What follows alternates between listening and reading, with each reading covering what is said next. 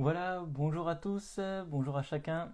C'est un plaisir de vous accueillir pour ce live, le premier live en partenariat avec un copain de la chaîne YouTube Curious. Donc merci aux premières personnes qui se connectent. Voilà, c'est un plaisir d'être avec vous ce soir. Dans quelques instants, il y aura donc un ami qui tient la chaîne YouTube Curious qui viendra me, me rejoindre pour faire en fait cette soirée discussion. Soirée discussion autour de questions sur la foi chrétienne. Donc en fait, pour préparer ce live, on a posté quelques commentaires soit sur YouTube, soit sur Instagram, soit sur Facebook, et on a demandé à des personnes quelles seraient les questions que l'on pourrait aborder pour faire cette soirée autour questions-réponses autour de la foi chrétienne. Eh bien, on a déjà reçu un certain nombre de questions vraiment très intéressantes, vraiment très fines, très sensées.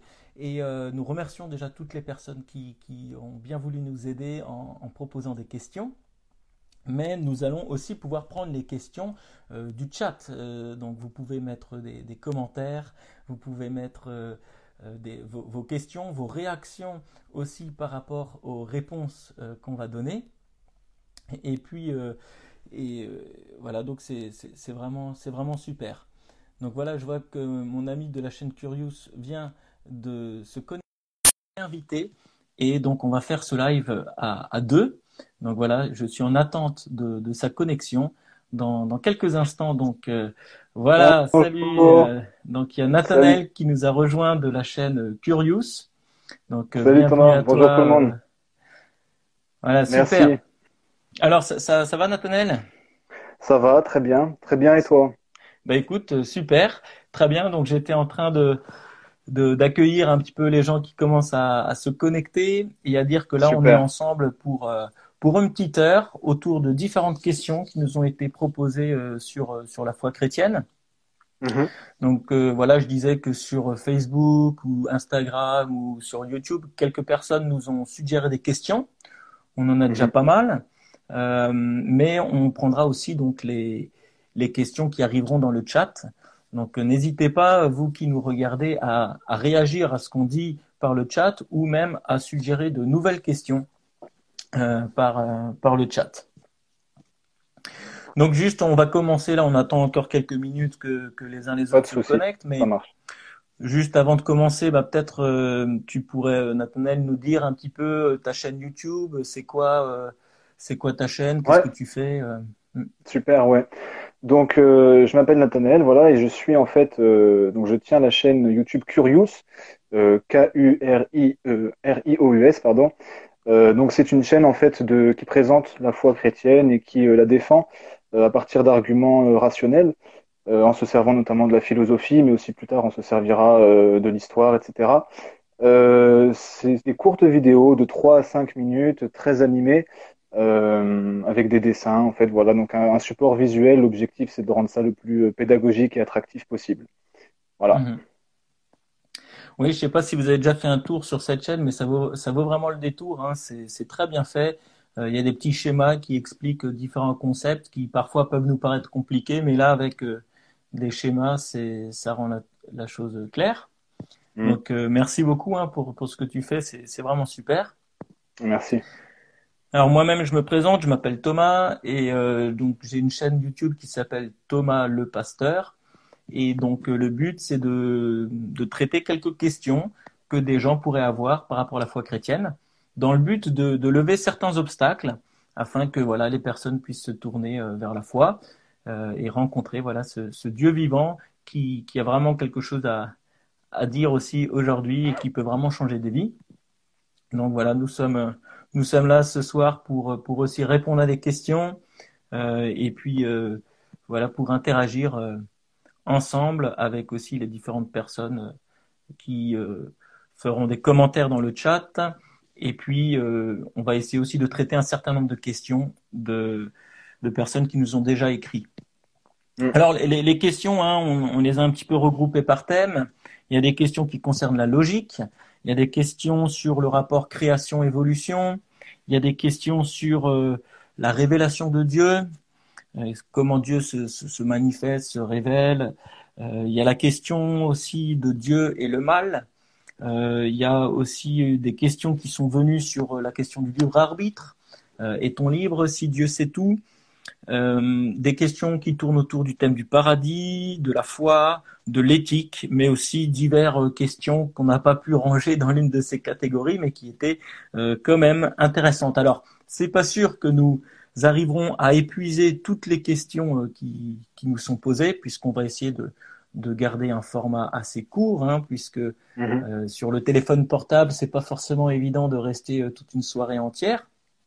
Mais on va rester, on va s'arrêter à 21h environ. Et si, s'il y a encore des questions en suspens ou d'autres questions qui viennent encore par le chat, on pourra renouveler l'expérience.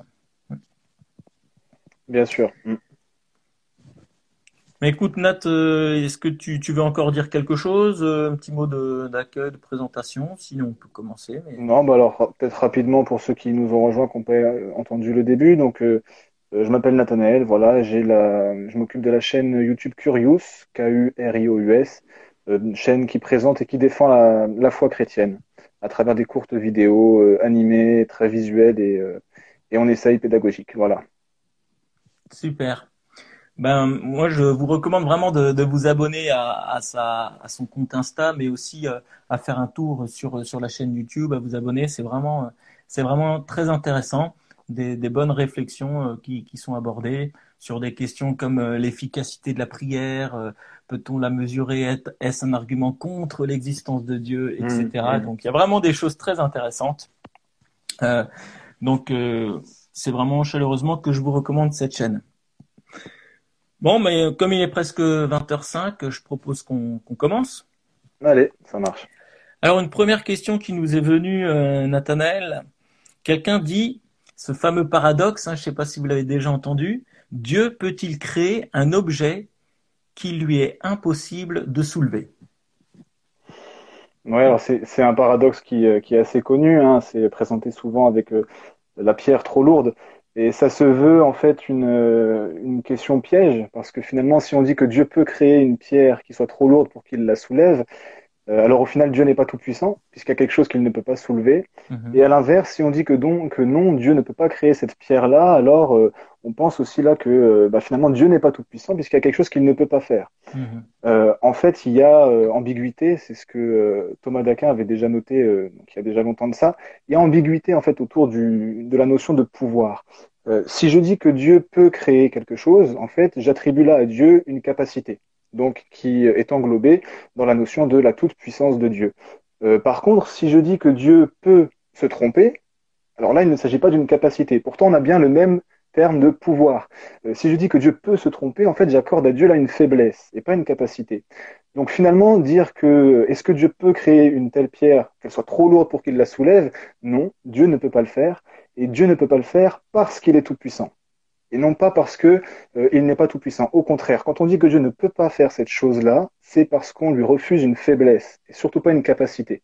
Il suffit pas de dire est-ce que Dieu peut, et on met n'importe quoi derrière, est-ce que Dieu peut mourir, est-ce que Dieu peut se tromper, est-ce que Dieu peut mentir, et considérer que s'il ne peut pas faire ces choses-là, il n'est pas tout puissant. Au contraire, c'est parce qu'il est tout puissant qu'il n'a aucune faiblesse et qu'il ne peut rien faire qui soit une faiblesse. Ah ouais, merci beaucoup. Ouais, c'est très, très intéressant comme regard. Moi, ce que j'ai aussi envie de dire, c'est que, en fait, Dieu aime faire ce qui est dans sa nature de faire. Et donc, par exemple, il ne peut pas faire le mal parce que cela est contraire à sa nature. C'est pas qu'en fait, il y aurait des contraintes de sorte qu'il ne soit pas libre, mais justement, la liberté, c'est de pouvoir faire ce qui est conforme à notre nature. Donc voilà, ça rejoint un petit peu ce paradoxe.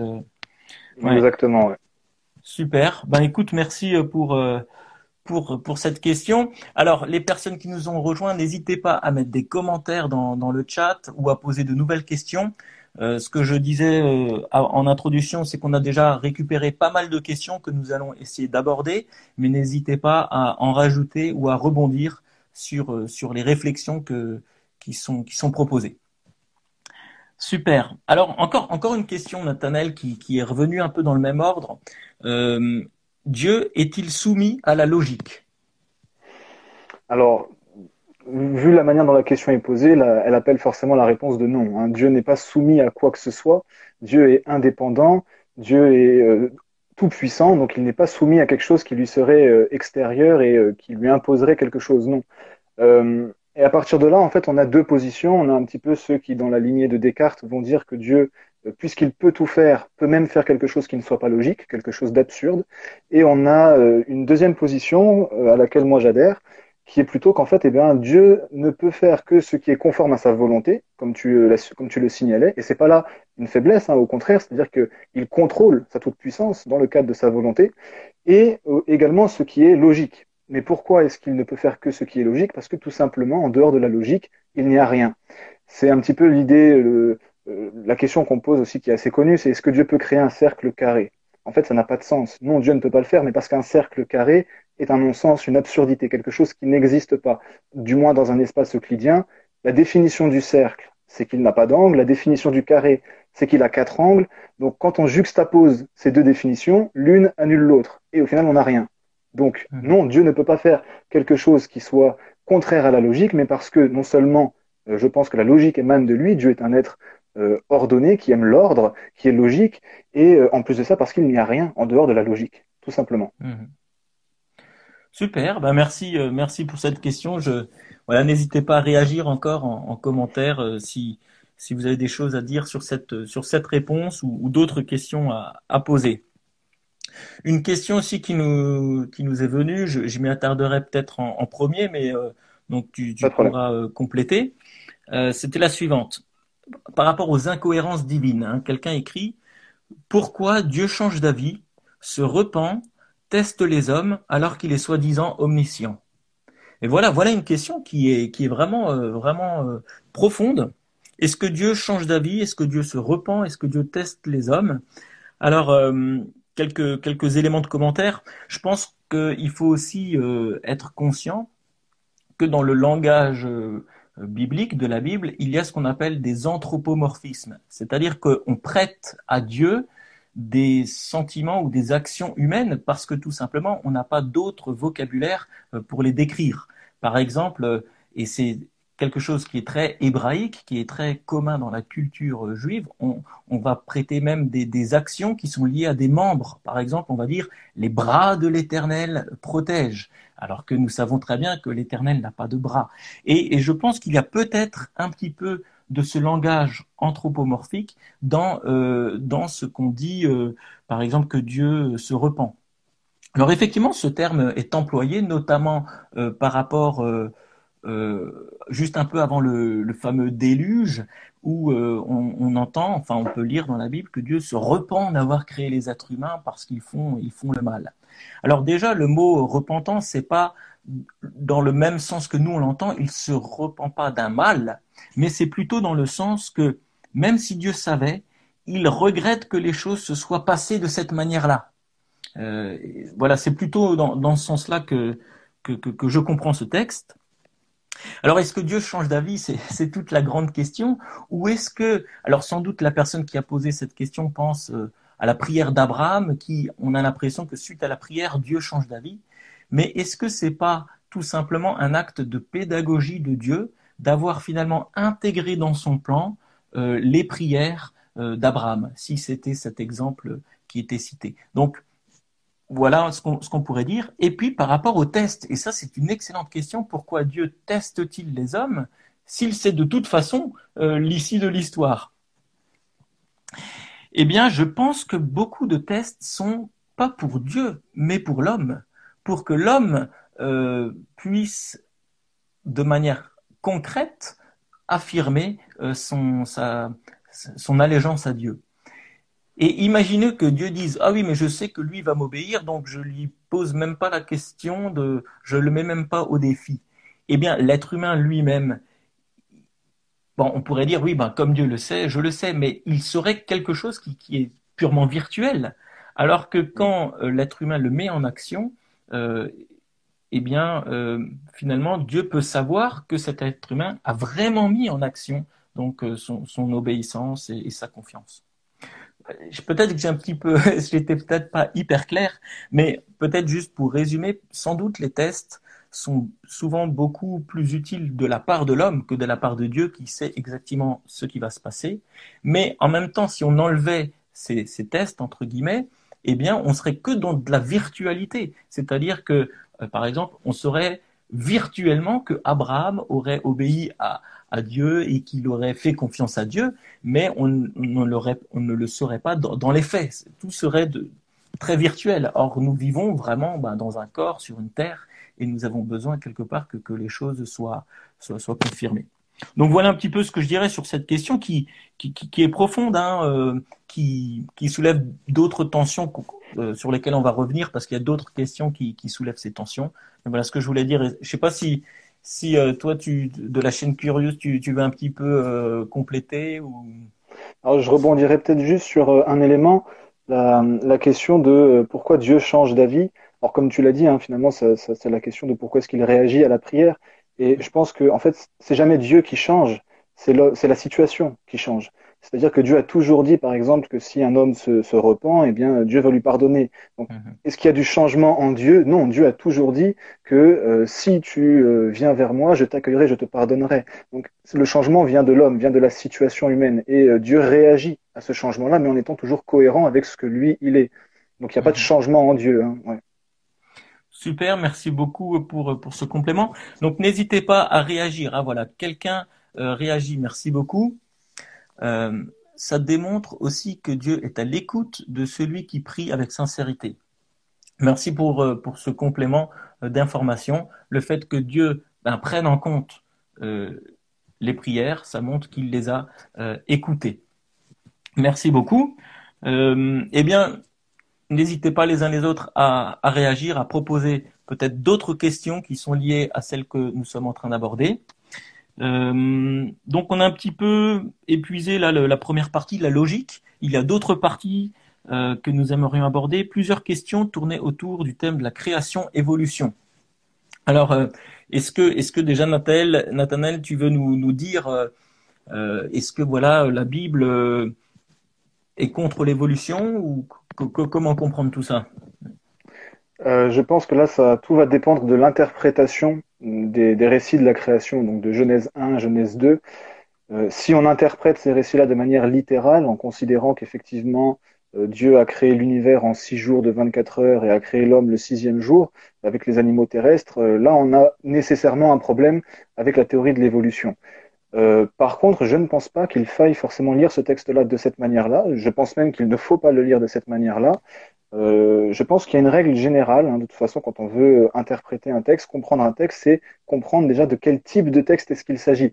On n'interprète pas un récit prophétique comme on interprète un psaume ou une parabole ou un récit historique. Et quand on regarde particulièrement Genèse 1, on se rend compte qu'il y a une construction littéraire, hein, avec des parallèles, des symétries, des répétitions de mots ou d'expressions, un nombre calculé 2 fois. On a aussi une reprise de textes, de récits de la création des religions contemporaines qui avaient cours en Mésopotamie à l'époque, avec une volonté de l'auteur d'entrer en polémique avec ces textes-là pour marquer la différence et en fait finalement accentuer le fait que c'est Dieu, un seul Dieu, qui a créé tout l'univers tout seul, parce qu'il l'a voulu et par la seule puissance de sa parole. Et donc quand on comprend que ce texte-là n'est pas à interpréter de manière littérale, eh bien il n'y a pas de problème en fait avec l'évolution. Alors je dis pas que ça ne pose pas de questions, il y a des questions qui se posent concernant la place de l'homme, concernant la place de la chute aussi, par exemple, ou la place d'Adam et d'Ève dans cette histoire-là, mais fondamentalement il n'y a pas de contradiction avec la théorie de l'évolution. Ok, merci beaucoup pour cette réponse. Alors, une autre question qui nous a été posée, comment Dieu a téléporté Adam et Ève du jardin d'Éden à la terre en navette spatiale? Point d'interrogation. Alors, c'est une question que j'aime beaucoup, un petit peu curieuse, un petit peu piquante. Et en fait, je trouve que ça dépend de qu'est-ce qu'on entend par le jardin d'Adam et Ève. Si je reprends la même ligne d'interprétation que ce que vient de nous dire Nathanaël, en fait, le jardin d'Éden, ça représente la terre entière qui était mise à disposition des êtres humains pour vivre dans la bonté, dans le bonheur, pour profiter, pour manger des fruits. Ça veut dire tout simplement profiter de la vie. Et dans ce cas-là, il y a pas eu de téléportation. Le fait que, effectivement, le récit nous dit que Adam et Ève ont été chassés du jardin, ça veut dire qu'ils sont coupés de la source de la vie. Il y a une rupture dans la relation entre le Créateur et les créatures. Et donc, cette rupture mène progressivement à la dégénérescence et à la mort physique, mais également à la mort spirituelle, c'est-à-dire que la relation avec Dieu est brisée. Non, voilà, il n'y a pas eu besoin de navette spatiale ou quoi que ce soit, mais c'est simplement une rupture dans l'âme des êtres humains, euh, qui a même des conséquences jusqu'à dans leur corps, qui a fait que voilà, ils sont maintenant ce qu'on va dire chassés du jardin, pardon, excusez-moi, c'est-à-dire vraiment privés de cette communion avec Dieu. Mm. Tu veux rajouter un petit mot ou Non, passer à la non, suivante? ouais, pas de problème. Ça marche. Sinon, une autre question qui nous est arrivée. Donc, Dieu peut-il créer le temps sans que ce temps n'existe au préalable pour permettre l'acte de création? Alors là, cette question, elle est un petit peu, je la trouve un peu rigolote parce que finalement, tout ce que Dieu crée n'existe pas au préalable, hein. Dieu crée ex nihilo, c'est-à-dire à partir de rien. Donc, quand il appelle une chose à l'existence, il dit soit et la chose est. Donc, nécessairement, elle n'existait pas au préalable. Euh, donc, oui, Dieu a créé le temps. On sait que Dieu n'est pas inscrit dans le temps, il n'est pas soumis au temps, il est hors du temps, il est éternel.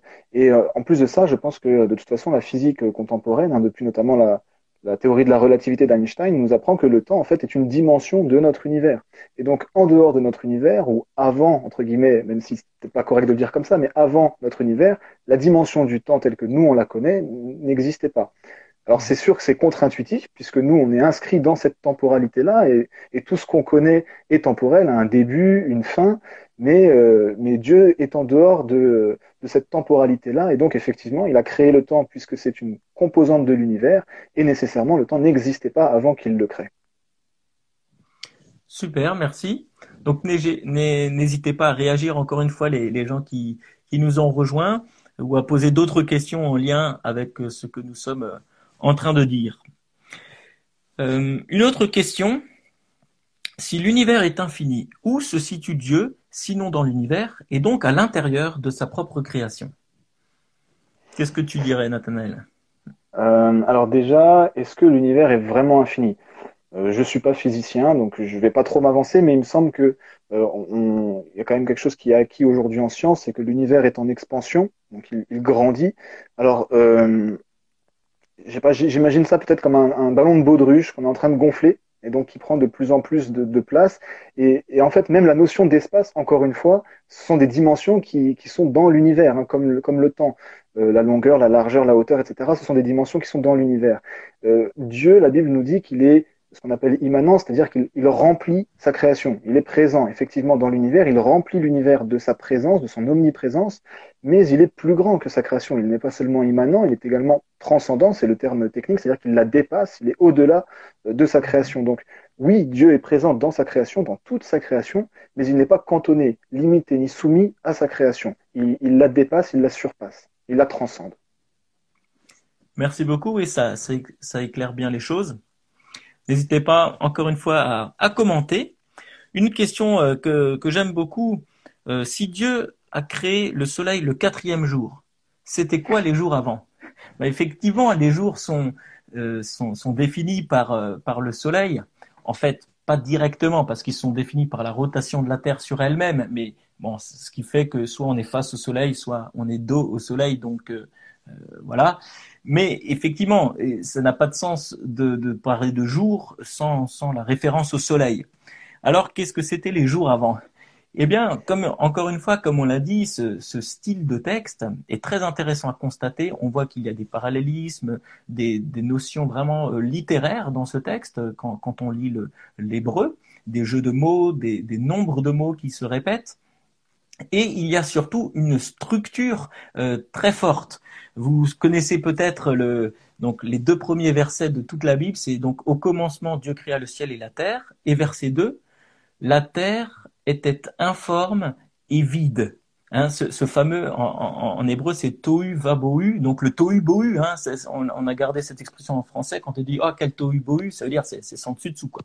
Et donc, si la terre est informe et vide, eh bien, si elle est informe, eh bien, elle doit trouver une forme, une structure. Et si elle est vide, elle doit trouver un peuplement, une habitation. Et c'est exactement ce que va dire le texte qui vient.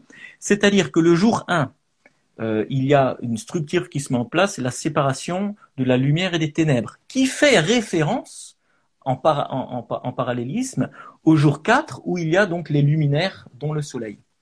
Le jour 2, c'est la séparation ciel-mer, qui fait parallèle avec jour 5, les oiseaux et les animaux marins. Et puis le jour 3, c'est la terre, qui fait référence au jour 6, les animaux terrestres. Donc on voit que les jours 1, 2, 3 donnent une structure à la forme qui est à la terre qui était informe, une forme. Et puis les jours 4, 5 et 6, eh bien il s'agit du peuplement donc des structures qui ont été données dans les jours 1, 2, 3. Donc le soleil apparaît au jour 4 parce qu'il est en lien avec la séparation du jour 1, qui était la séparation lumière-ténèbres. Voilà comment je le comprends. En plus, on pourrait noter que le jour 4 est au milieu du jour 1 et du jour 7.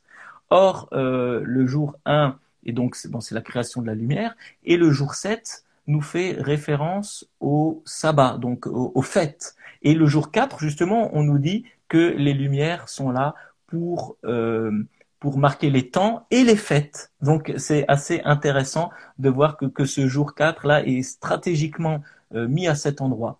Donc voilà, je ne pense pas que avant cela, on peut parler de jours. C'est même pas des périodes pour moi. C'est simplement un effet de style poétique pour nous décrire le but de l'homme, donc de vivre dans le cadre de Dieu en vue du sabbat, c'est-à-dire d'une relation avec lui.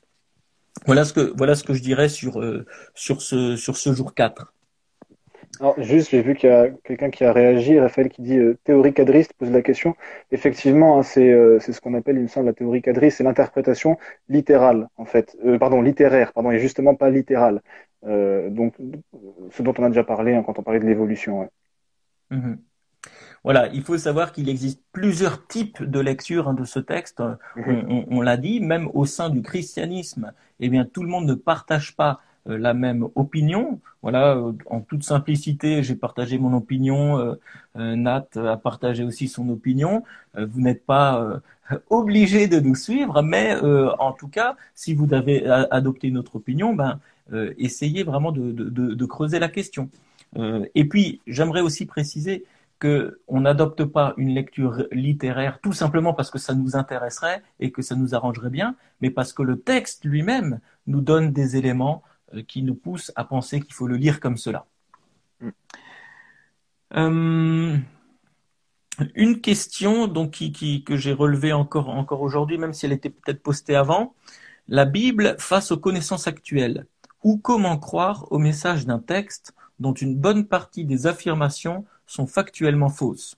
Cosmologie, biologie, évolution, etc. Donc, voilà, quelqu'un nous envoie un article aussi dans le chat. Merci beaucoup pour ces références, pour votre participation. Bon, là, j'ai pas le temps de le lire, je suis désolé, mais merci pour ce commentaire.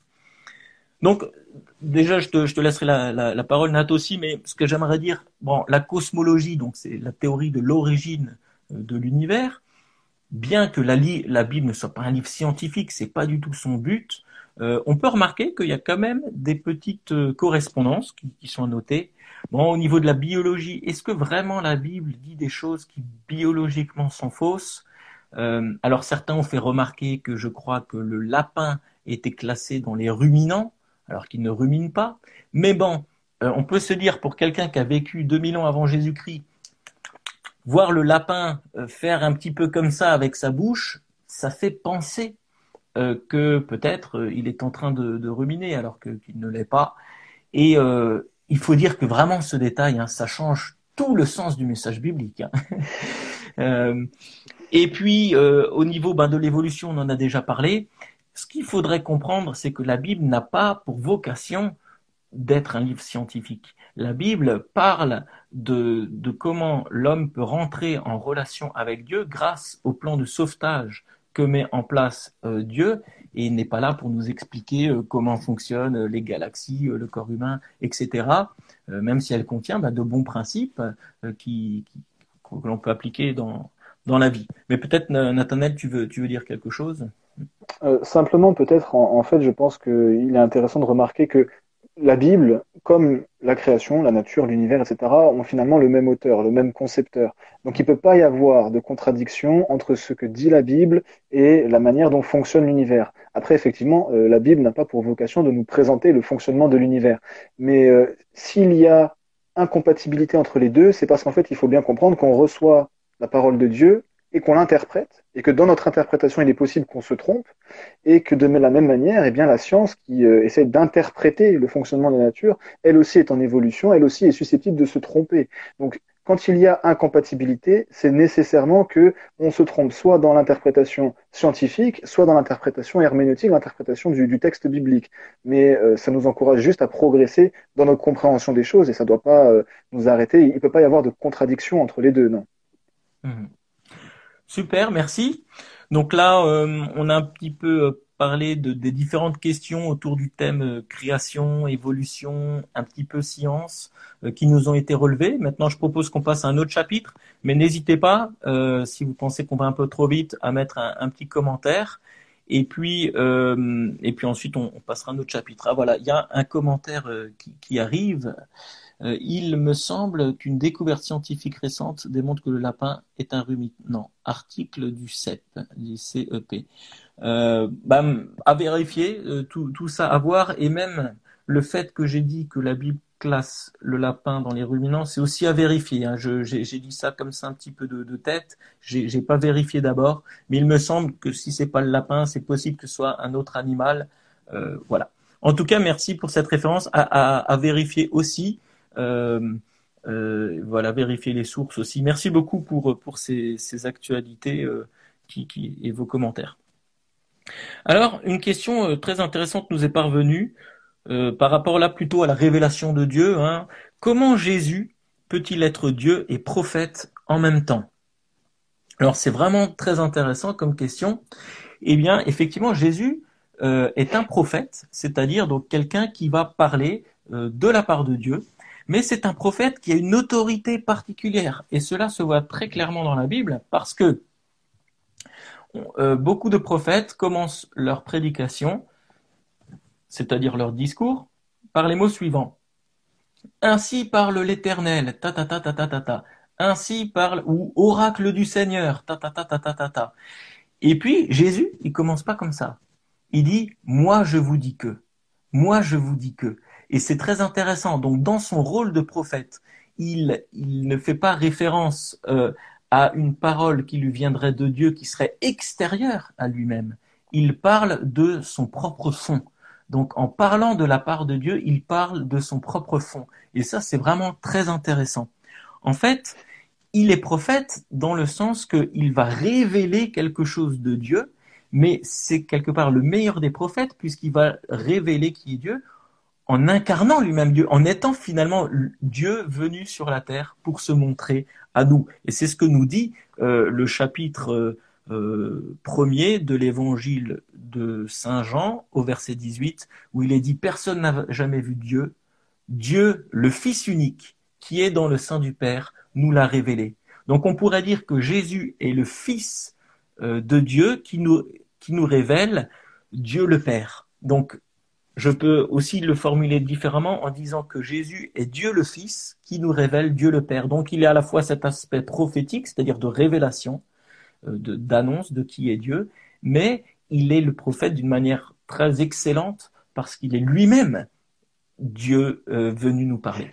Donc voilà une question vraiment très passionnante sur laquelle on pourrait encore réagir. Peut-être Nat, tu veux réagir, ou d'autres personnes qui viennent de se connecter ou peuvent mettre un mot dans le chat.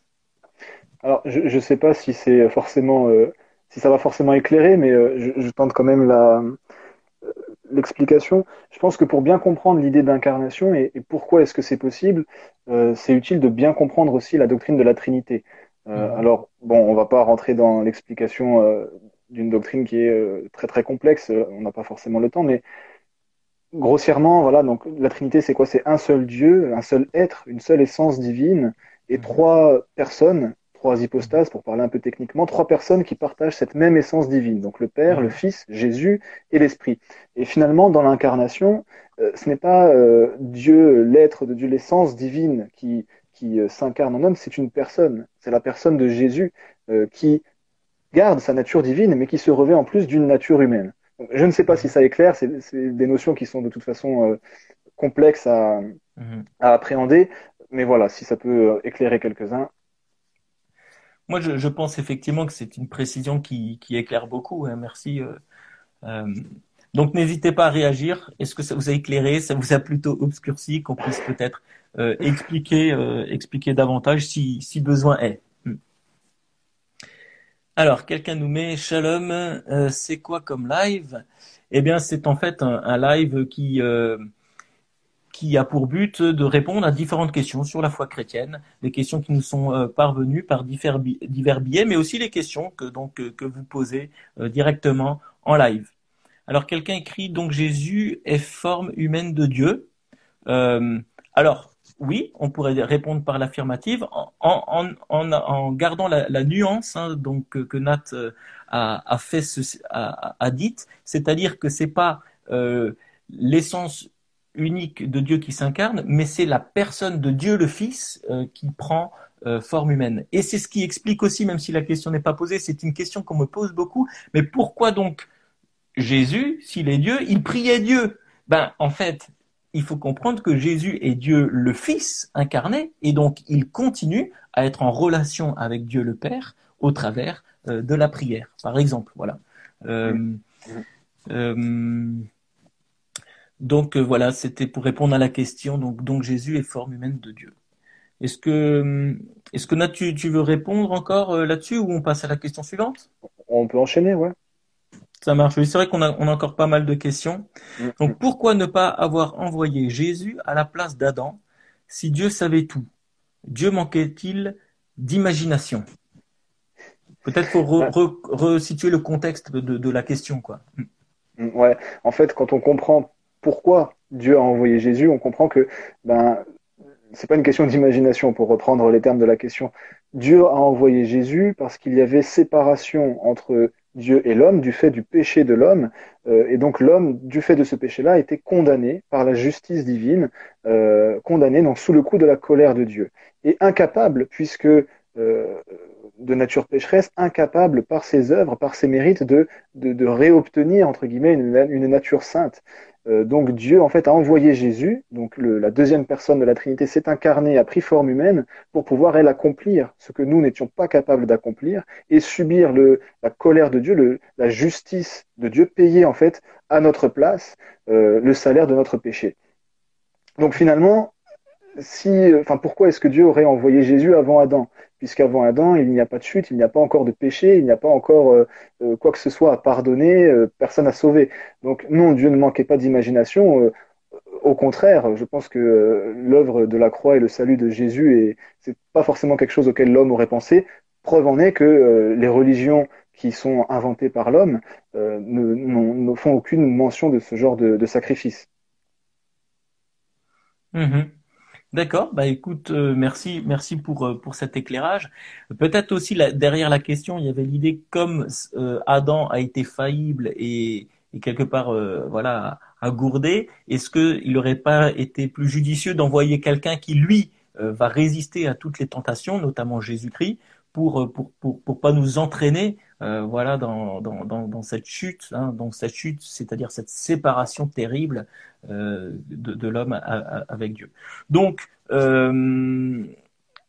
ben, peut-être que s'il avait envoyé Jésus en premier, le second aurait peut-être commis cette chute. Enfin, moi, c'est ce que je dis comme ça. Maintenant, on peut pas refaire de l'histoire fiction, mais voilà moi ce que je dirais. Je sais pas si tu veux compléter là-dessus. Mm. Non, je te rejoins, j'ai Mm. pas forcément ouais, Mm. autre chose à Alors, apporter. il y a une question là qui est arrivée par le chat. Et puis même une remarque. Alors la question, que pensez-vous de quand Jésus a envoyé des démons dans les porcs? À votre avis, cela n'a pas été fait car il ne faut pas en manger? Point d'interrogation.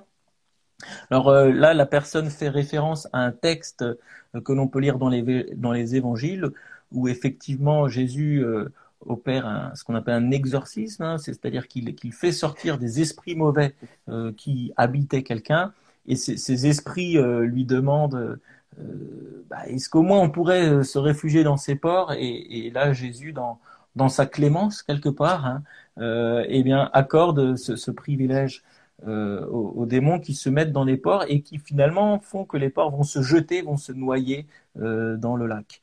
Euh, alors, est-ce que c'est parce qu'il ne faut pas en manger?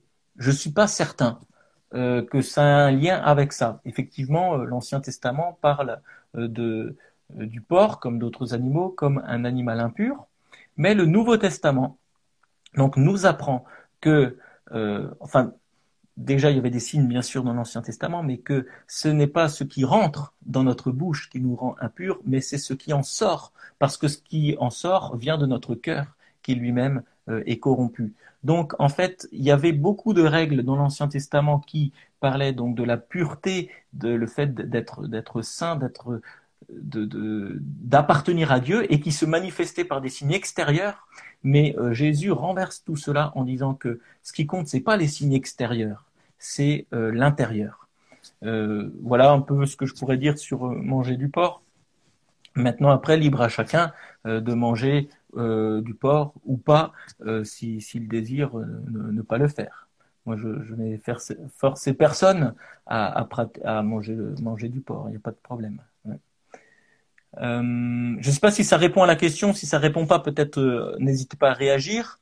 Autrement, quelqu'un d'autre nous écrit, il nous a donné le libre arbitre par rapport à ce qu'on disait tout à l'heure, le fait que l'homme soit rebellé contre Dieu. Il a envoyé Adam pour que nous puissions avoir ce live. Merci Raphaël, quel honneur. Hein. Euh, mais par rapport au libre arbitre, c'est une question qui nous a aussi été posée. Nous allons en revenir dessus par après. Donc ces règles étaient liées au sacrifice et au temple. Effectivement, Raphaël précise cela dans sa réflexion. Il y a vraiment tout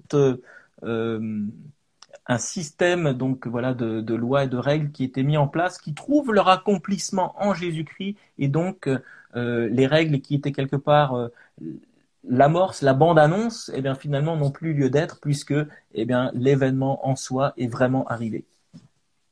On passe à autre chose ou tu voulais rajouter quelque chose? Non, on peut enchaîner, il n'y a pas de...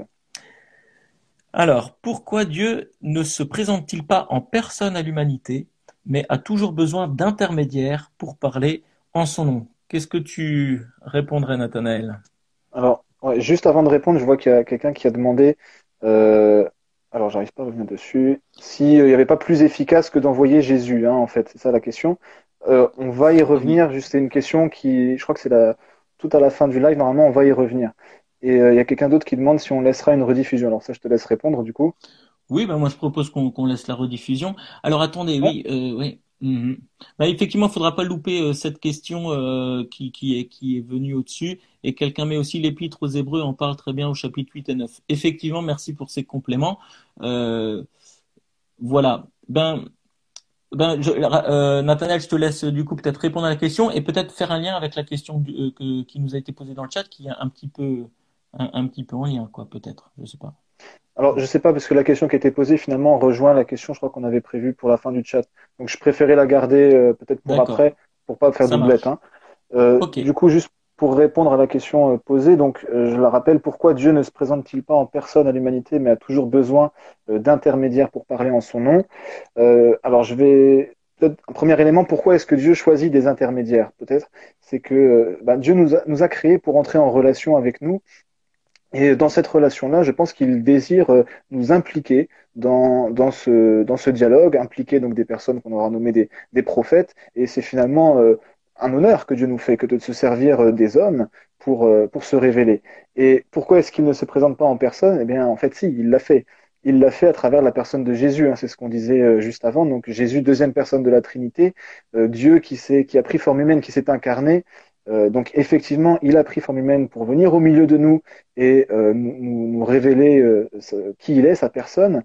Et ça, c'est un élément qu'on ne retrouve que dans le christianisme d'ailleurs. Hein. Il n'y a que dans le christianisme où Dieu s'abaisse, entre guillemets, au niveau de l'homme pour pouvoir partager sa condition et l'en délivrer. Ok, merci beaucoup pour cette réponse. N'hésitez pas donc à commenter. Il y a une question aussi que j'ai relevée, c'était par rapport à Dieu et ses sentiments, entre guillemets, notamment donc la jalousie, est-ce qu'il est cruel, est-ce qu'il est égoïste? Alors,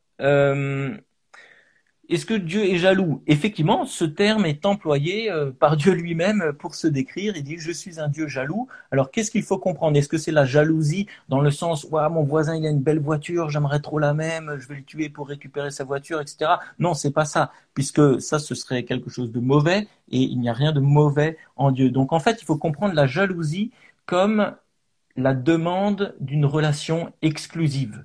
Dieu est jaloux dans le sens que il veut que son peuple soit exclusivement consacré à lui et pas à d'autres dieux ou pas à d'autres idoles. Et donc, on pourrait prendre, c'est lié en fait à l'amour. On pourrait prendre l'exemple d'un couple. Imaginez un couple et l'homme il dit ouais ma femme elle peut aller à gauche à droite, j'en ai rien à faire. Est-ce que vraiment on l'aimerait? Est-ce qu'on pourrait dire au mari qu'il aime sa femme s'il dit ouais elle peut aller à gauche à droite? Non. Et parce qu'il l'aime, il demande quelque part une exclusivité, quoi. Donc c'est comme ça qu'on définit la jalousie, hein, de Dieu. Il faut faire attention, des fois les mots peuvent avoir un double sens ou même un sens qui a évolué avec le temps. Donc là, comprenons jalousie comme la relation exclusive demandée à Dieu envers son peuple, quoi. Alors Et Dieu peut-être est-il juste, pardon, cruel? Oui, pardon, ouais, peut-être juste pour oui, compléter ce que tu bien disais, sûr, bien pour sûr. reprendre en fait ton exemple de la voiture, là il y a un problème en fait parce qu'on convoite quelque chose qui ne nous appartient pas, quelque chose sur lequel on n'a aucun droit, alors que Dieu, l'honneur qui lui est dû à lui seul. Et donc finalement sa jalousie, elle porte sur quelque chose qui lui revient de droit. Et c'est Mhm. pour ça aussi que dans notre cas, nous, ça représente un péché, quelque chose de mal, mais dans le cas de Dieu, comme tu disais, c'est l'exemple de la femme et du mari. Hein, comment dire, l'attention que la femme doit apporter à son mari lui revient de droit. Donc il n'y a pas de Mhm. mal dans la jalousie de Dieu. Mm. Merci beaucoup, c'est vraiment très intéressant ce complément. Tu as bien fait de me couper. Il y avait en fait ce sentiment, Dieu est-il cruel? Alors non, Dieu n'est pas cruel, Dieu est plein de tendresse, Dieu est plein d'amour. Alors peut-être que la personne qui pose cette question a lu l'épisode de la conquête de Canaan, où là il y a certaines actes de violence qui sont faits, mais ce serait tout un thème à développer en soi, mais souvenons-nous que Dieu avait à exercer beaucoup de patience avant d'accomplir son jugement sur ce peuple-là, et que ce peuple, pendant 400 ans, a refusé de changer de ses pratiques. Ce peuple était un peuple qui pratiquait notamment le sacrifice d'enfants, donc des choses qu'on pourrait dire vraiment terribles. Et n'oublions pas non plus aussi que Dieu a la capacité que nous n'avons pas de compenser éternellement des morts que nous pourrions considérer nous-mêmes comme injustes. Lui a la capacité de les compenser. Donc, si c'est là-dessus, je pense que on peut quand même se dire que Dieu n'est pas cruel, il ne prend pas les gens par surprise, il avertit et il n'agit pas tout de suite et il attend que les gens changent. Et si au bout d'un moment les gens vraiment ne changent pas, eh bien il exerce ce qu'on peut appeler un jugement. Mais le jugement n'est pas forcément de la cruauté. Mm. Le jugement est aussi quelque chose qui est lié à l'amour. Prenez l'exemple de quelqu'un qui ne réagirait pas si, voilà, par exemple, voilà, mon enfant se fait attraper, se fait violer, et le juge dit non, non, on va laisser passer sous prétexte de gentillesse. Non, ce serait pas de la gentillesse, ce serait de la profonde injustice. Donc voilà un petit peu pour cette question. Et Dieu est-il égoïste? Alors, je me suis posé la question, mais pourquoi on pourrait penser que Dieu est égoïste? Alors après, je me suis dit, c'est peut-être parce que il demande qu'on l'adore. Mais en fait, en demandant aux humains de l'adorer, eh bien, il est en train de nous demander de nous réaliser nous-mêmes, puisque nous avons été créés dans le but d'être en relation avec lui, de lui faire confiance, de dépendre de lui, et tant que nous ne le faisons pas, finalement, nous mourrons à petit feu, nous ne vivons pas vraiment la vie qu'il avait prévue que nous vivions. Donc, même l'acte d'adoration est un acte quelque part de bonté. Il nous demande quelque chose, même pour notre bien. Et quelque part, je dirais, même si ce n'était pas le cas, s'il est digne d'adoration, il est digne d'adoration. C'est pas de l'égoïsme de le demander. Voilà ce que je dirais un peu sur les sentiments peut-être négatifs de Dieu. Je ne sais pas si tu veux rajouter ou alors on passe à quelque chose d'autre. Concernant l'idée de l'égoïsme, effectivement, si Dieu nous demande de l'adorer, pardon, c'est pas parce qu'il en a besoin déjà, et on pourrait même dire que d'une certaine manière, il le demande, c'est pour nous, hein, comme tu dis, pour nous réaliser, c'est la raison pour laquelle on a été créé. Et aussi, au-delà de ça, c'est que si on ne l'adore pas, ça veut dire qu'on accorde l'honneur qui lui est dû à quelque chose d'autre. Et donc, ça veut dire qu'en fait, s'il nous demandait pas de l'adorer, il nous laisserait progresser dans l'erreur, dans l'illusion, puisqu'on accorde ce qui est dû à Dieu à quelque chose d'autre. On est en train de se tromper. Donc finalement, Dieu, vraiment, quand il nous demande de l'adorer, c'est par amour presque, hein, j'ai envie de dire. Merci pour ce complément. Alors on a une autre section là, la question de Dieu et le mal. Alors malheureusement, je vois que l'heure tourne. Alors on va essayer peut-être de répondre succinctement. On voulait parler du libre arbitre, du paradis, de la foi, de l'éthique. Mais on verra si on va pas s'arrêter finalement avec ce gros morceau. On va voir comment ça se passe. Et sinon, on vous donnera rendez-vous à un autre moment pour continuer ces discussions. Alors, il est le meilleur pour nous. Rester près de lui nous évite certaines souffrances. Voilà, quelqu'un a écrit ça. Merci pour ce partage. Alors, quelqu'un a écrit un petit paragraphe un peu conséquent. Je vais vous le lire et puis je vais essayer d'apporter quelques éléments de réponse. Je pense que les questions les plus récurrentes et les plus importantes tourneront autour d'un Dieu qui aurait voulu tant de malheur. Je pense que vous devez développer longuement ce point. Le christianisme, comme les autres religions abrahamiques, explique qu'il existe un Dieu et que ce Dieu est le créateur de toutes choses, et qu'il est omnipotent, omniscient et omniprésent. Il a tout créé, peut tout, sait tout, est partout. Ainsi, si l'on part du principe qu'il existe, on peut dire à son sujet qu'il a créé des violeurs pédophiles qui agressent des enfants, qu'il les laisse faire sans intervenir, et qu'il dit en gros « Je vous ai laissé libre de faire de telles choses ». Je demande à ceux qui croient en un tel Dieu, pourquoi le vénérer? Ne devriez-vous pas plutôt le haïr? Pourquoi aurait-il voulu de telles horreurs? Le remerciez-vous pour avoir créé de telles horreurs? Arrivez-vous à concevoir que l'on puisse reprocher aux croyants de croire en un Dieu aussi cruel? Pour les athées comme moi, il n'y a pas de Dieu et surtout pas un Dieu aussi immonde. Si Homo sapiens a une telle propension à la violence et aux pulsions sexuelles criminelles, cela vient de sa nature animale. Homo sapiens n'est guère différent du lion et du loup, qui sont eux aussi des mammifères sociaux. Son comportement sexuel, trop souvent violent, est similaire lui aussi aux autres mammifères. Mais pour ceux qui croient en un Dieu plein d'amour et miséricordieux, il est absurde qu'il ait conçu Homo sapiens exactement comme un mammifère social et prédateur. Si votre Dieu a créé Homo sapiens, concevez-vous qu'il l'ait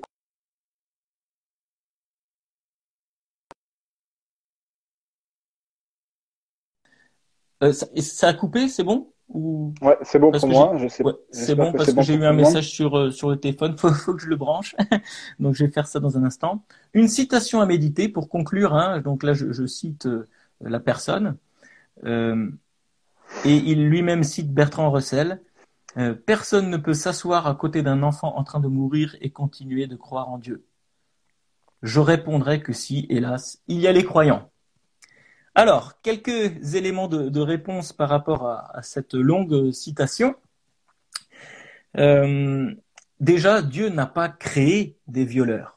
Il a créé une humanité bonne qui lui a tourné le dos et donc qui a donné naissance à des gens qui ont préféré la perversion, l'agressivité, etc.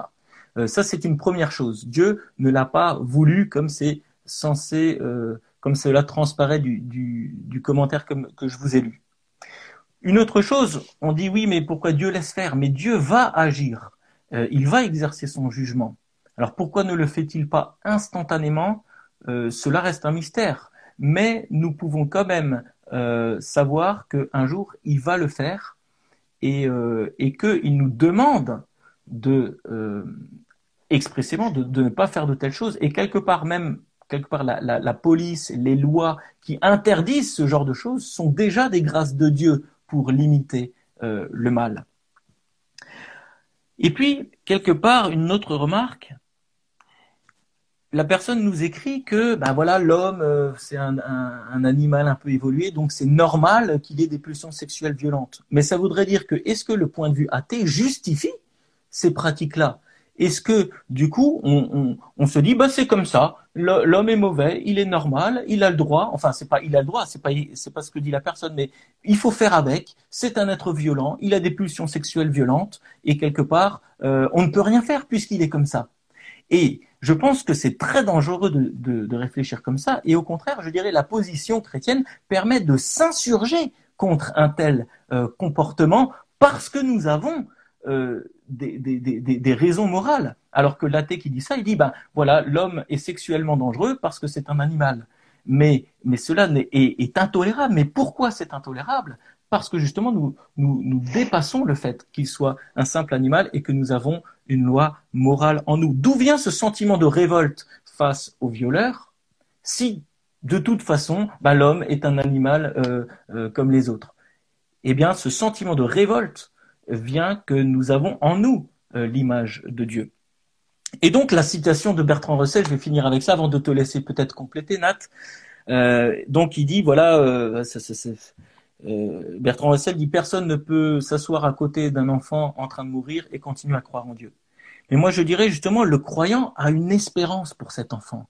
Le croyant a un message pour cet enfant, contrairement à l'athée qui va dire « Ah, le pauvre, il meurt d'un cancer, sa vie est foutue ». Non, sa vie n'est pas foutue. Le croyant, lui, il a une espérance. Et le meilleur est devant pour cet enfant s'il s'est réconcilié avec Dieu. Et justement, le chrétien peut se tenir à côté d'un enfant qui meurt et continuer d'être digne en tant qu'être humain parce qu'il sait que sa vie ne s'arrête pas là.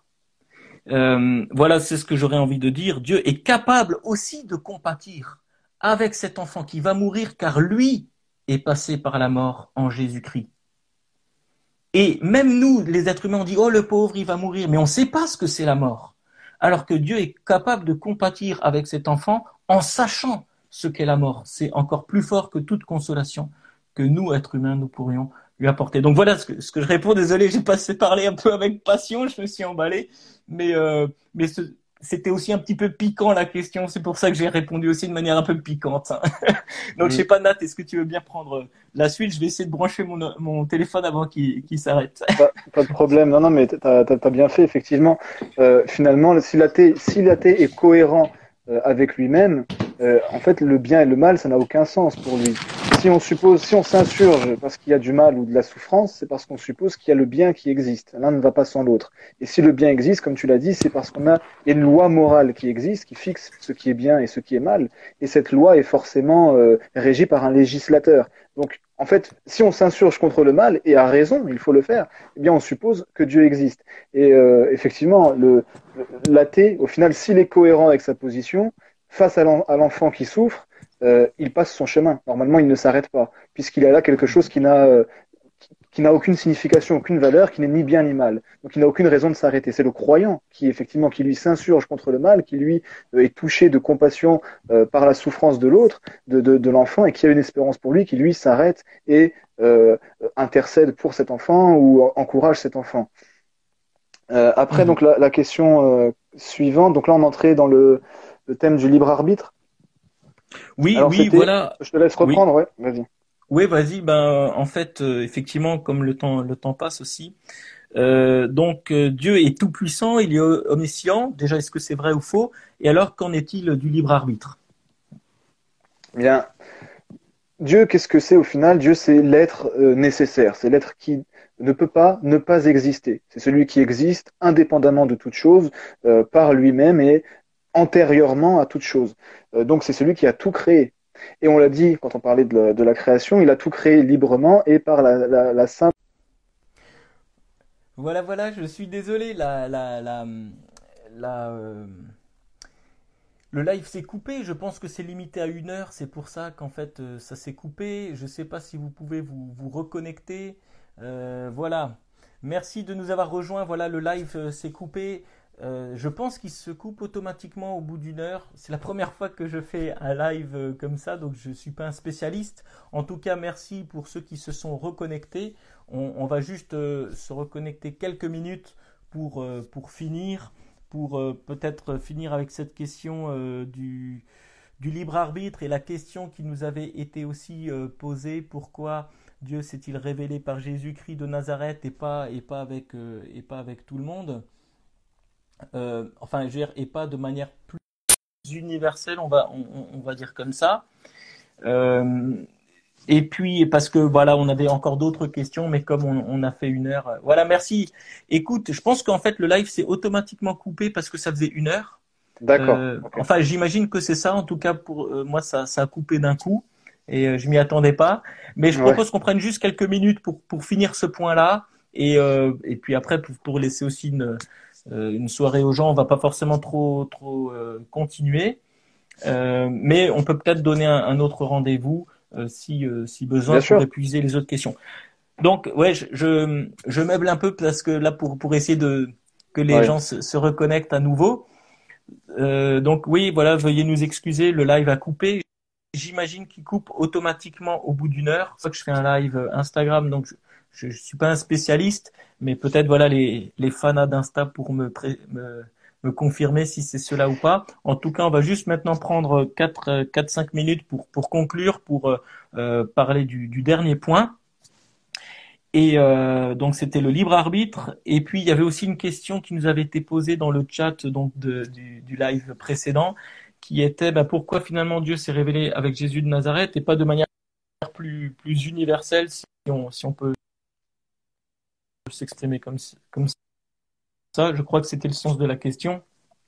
Si la personne veut repréciser ça, je redonne la parole pour que tu puisses parler sur cette question un peu du libre arbitre. Et je pense qu'on va s'arrêter avec ce chapitre-là et la Pas de dernière souci. question que quelqu'un avait posée. Voilà. Très bien. Ouais. Alors la question du libre arbitre, bon, c'est une question qui est très très compliquée, qui demanderait un développement certainement un peu plus long que ce que je vais essayer de faire là, mais on va essayer d'aborder peut-être un petit peu la notion. Déjà, je pense qu'il faut bien définir qu'est-ce que c'est que le libre arbitre. Si on entend que le libre arbitre c'est pouvoir faire tout ce qu'on veut, non, on n'a pas de libre arbitre et il n'y a pas besoin de faire rentrer Dieu dans l'équation pour voir que c'est pas possible. On ne peut pas faire tout ce qu'on veut. On est soumis à des contraintes et la liberté, en fait, quand on réfléchit bien, elle a besoin de ces contraintes-là. Donc de dire que peut-être le fait que Dieu contrôle tout et qu'on a l'impression qu'il impose des contraintes, eh bien en fait ça ne contredit pas le libre arbitre, mais on en a besoin. Je vais donner un rapide exemple. C'est un exemple que je développe un petit peu plus longuement dans une vidéo sur la question. Donc pour ceux que ça intéresse, n'hésitez pas à aller sur la chaîne de Kurush. Je fais un petit peu de pub hein, voilà, pour peut-être approfondir un petit peu. Mais imaginons que vous soyez dans un supermarché dans un rayon, devant un rayon de boissons, donc avec voilà, un très large choix de boissons et que vous n'avez aucune contrainte qui s'exerce sur vous. Eh bien, finalement, vous allez devoir faire un choix, mais ce choix-là, il sera soumis au pur hasard.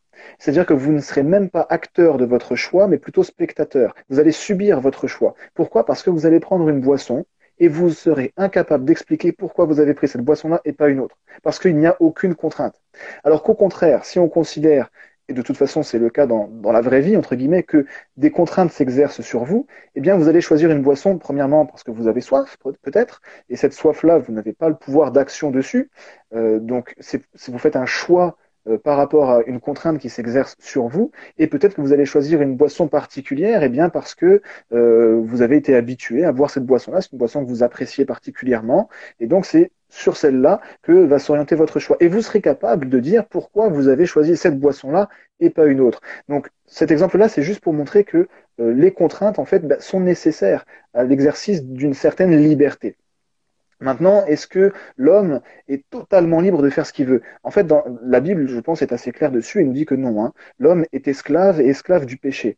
L'apôtre Paul le dit très très bien. Il dit, je ne fais pas ce que je veux faire, le bien que je veux faire, mais je fais le mal que je ne veux pas faire. Et je pense qu'on est tous confrontés à ça dans nos vies. Tout le monde, je pense, aimerait être généreux, honnête, bon, gentil, agréable, patient, mais personne ne peut prétendre y arriver tous les jours. On est donc non, on est esclave en fait de notre péché, de notre condition humaine et la liberté. La Bible nous la présente comme possible seulement en Christ, en Jésus, qui vient nous libérer de cet esclavage-là, du péché, pour nous offrir la liberté, la véritable liberté de vivre pleinement la relation que Dieu désire vivre avec nous et la raison pour laquelle nous sommes créés. Donc là, vraiment, on touche seulement d'un doigt le grand sujet du libre arbitre, mais voilà, je pense que c'est peut-être le plus essentiel à dire dans le court temps qui nous est imparti là, hein. Super, ben écoute, merci beaucoup Nat pour ce temps. On va juste prendre la question qu'on avait ignorée du chat précédent. Alors Bien sûr. nous présentons aussi nos excuses parce qu'on avait d'autres questions qui concernaient la foi, l'éthique et des points divers encore qu'on n'a pas pu aborder. Ben on essaiera de le faire bientôt. Euh, mais déjà, il y a quelqu'un dans le chat, enfin dans le live précédent, qui avait posé la question que j'essaye de résumer de tête, qui disait pourquoi Dieu a choisi de se révéler par Jésus de Nazareth, donc dans un lieu très précis, et pourquoi n'a-t-il pas fait une révélation beaucoup plus globale qui soit accessible à tout le monde de manière géographique. Euh, est-ce que tu as des éléments de réflexion là-dessus? Sinon, moi, j'aurais aussi des petites choses à dire, mais. Mhm. Peut-être que rapidement, là, ce qui me vient à l'esprit comme ça, c'est déjà, bon, le fait que Jésus soit venu à Nazareth, en terre d'Israël, etc., il y a une raison pour cela, c'est qu'il s'inscrit dans une histoire, hein, dans la grande histoire de la Bible, dans un fil rouge, un développement.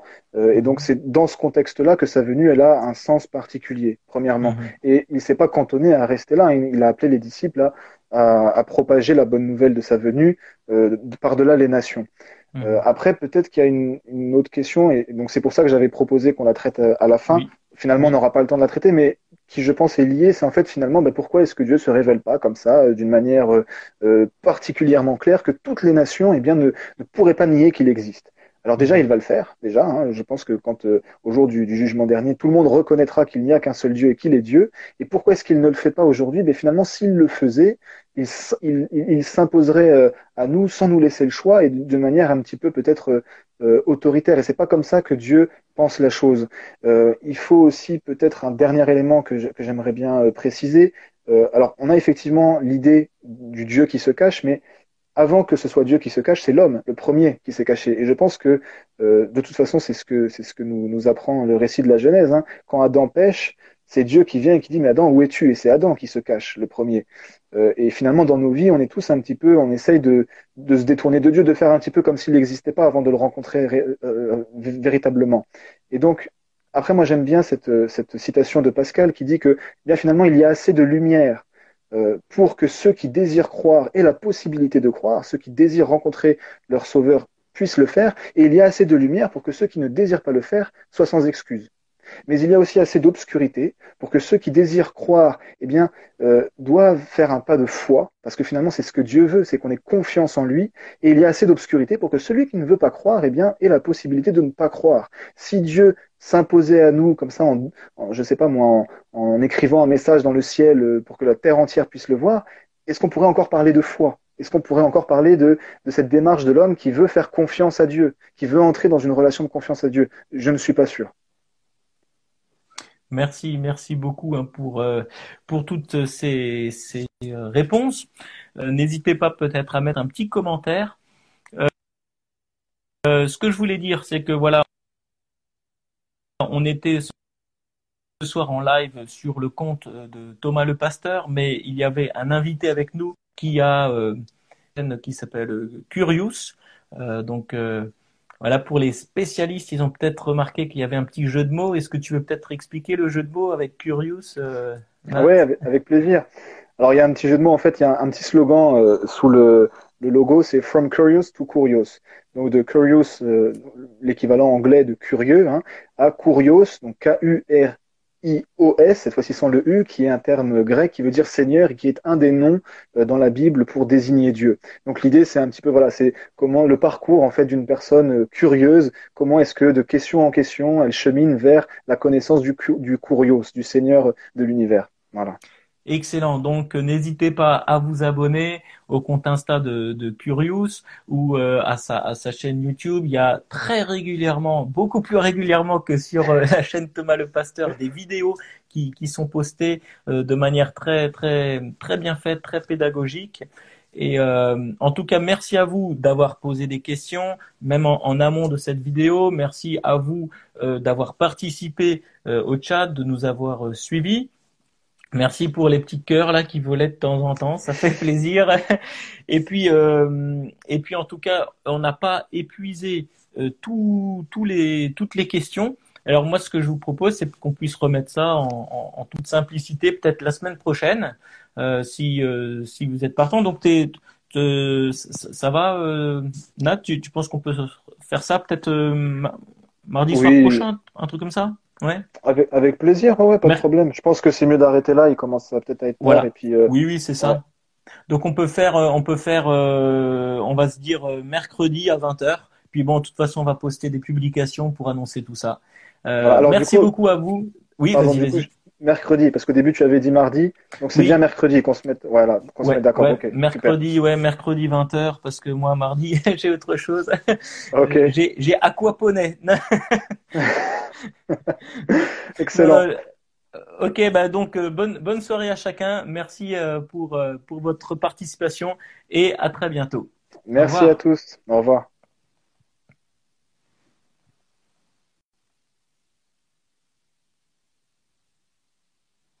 Voilà. Merci à tous. Voilà. À bientôt.